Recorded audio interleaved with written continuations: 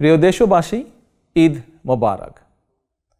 ত্যাগ, তাকওয়া আর সংযমের শিক্ষা গ্রহণের মধ্য দিয়ে মাসব্যাপী সিয়াম সাধনার পর ব্যক্তি, পরিবার, সমাজ এবং রাষ্ট্রীয় জীবনকে সুন্দর ও পরিশুদ্ধ করার পাশাপাশি মুসলিম উম্মার বিশ্বজনীন ঐক্য, সংহতি, সহমর্মিতা এবং অনাবিল আনন্দের বার্তা নিয়ে এলো পবিত্র ঈদ উল ফিতর।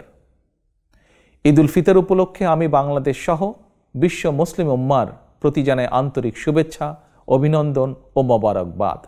ঈদ মোবারক।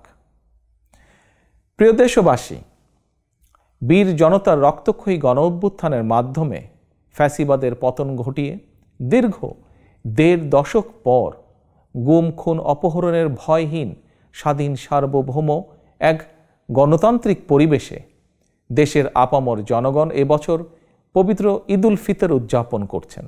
এবারের ঈদ আনন্দে তাই যোগ হয়েছে উচ্ছ্বাস, উৎসাহ, উদ্দীপনার এক নতুন মাত্রা।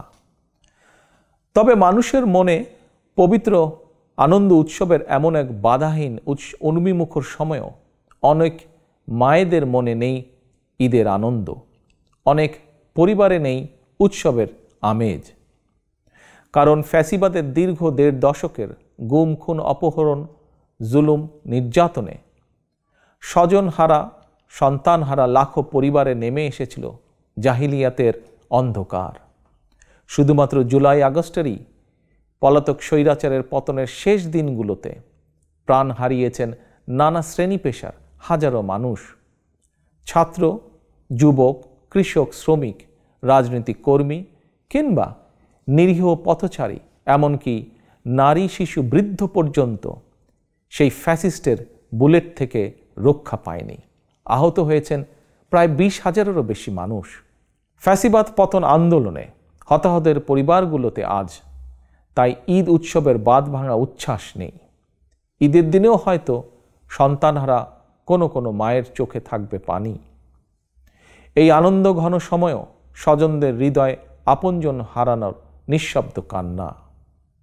মাফিয়া চক্রের নির্মমতায় হাসপাতালে চিকিৎসাধীন আহত প্রিয় মানুষটির কাছে বসেই অনেককে এই ঈদ আনন্দের এই দিনটিতে কাটাতে হচ্ছে আশা, নিরাশা অথবা হতাশায়।